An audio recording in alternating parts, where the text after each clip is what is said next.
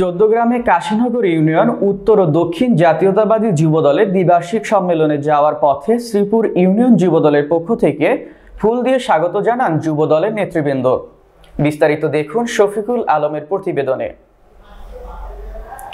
শুক্রবার বিকেলে কাশীনগর বিএম উচ্চ বিদ্যালয় মাঠ প্রাঙ্গণে কাশীনগর ইউনিয়ন উত্তর ও দক্ষিণ জাতীয়তাবাদী যুবদলের দ্বিবার্ষিক সম্মেলনে যাওয়ার পথে শ্রীপুর ইউনিয়নের রাস্তা সংলগ্ন অত্র অনুষ্ঠানের প্রধান অতিথি কুমিল্লা দক্ষিণ জেলা বিএনপির সাবেক যুগ্ম আহ্বায়ক ও চৌদ্দগ্রাম উপজেলা বিএনপির সভাপতি কামরুল হুদাকে ফুল দিয়ে স্বাগত জানান শ্রীপুর ইউনিয়ন যুবদলের আহ্বায়ক মামুন মজুমদার ও শ্রীপুর ইউনিয়ন যুবদলের প্রভাবশালী যুবনেতা এনামুল হক ইনাম। এই সময় উপস্থিত ছিলেন উপজেলা যুবদলের ১ নং যুগ্ম আহ্বায়ক আবুল হাসানাত মিয়া জুবায়ের, উপজেলা যুবদলের সদস্য সচিব শাহনেওয়াজ মজুমদার সহ শ্রীপুর ইউনিয়ন যুবদলের বিভিন্ন নেতৃবৃন্দ উপস্থিত ছিলেন।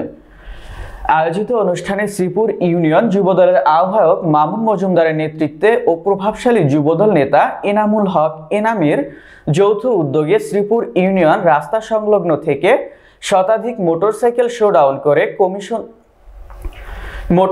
শোডাউন করে কাশীনগর বিএম উচ্চ বিদ্যালয় মাঠ প্রাঙ্গণে কাশীনগর ইউনিয়ন উত্তর ও দক্ষিণ জাতীয়তাবাদী যুবদলের দ্বিবার্ষিক সম্মেলনে নিয়ে যায় শ্রীপুর ইউনিয়ন যুবদলের নেতৃবৃন্দ।